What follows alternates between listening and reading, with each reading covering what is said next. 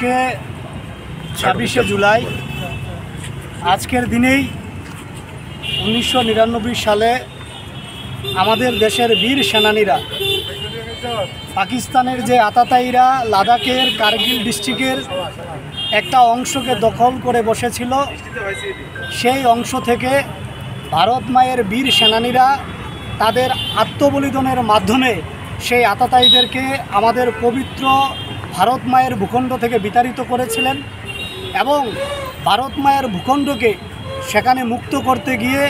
আমাদের দেশের শত শত সেনাবাহিনী নিজেদের জীবনকে উৎসর্গ করেছিলেন। আজ সেই বীর সেনানীদের আত্মবলিদানের ফলেই আমাদের ভারতবর্ষের মধ্যে যে কার্গিল বিজয় সেটা সম্ভব হয়েছে এবং আজকের দিনে আমরা কার্গিল বিজয় উৎসব এখানে উদযাপন করার পাশাপাশি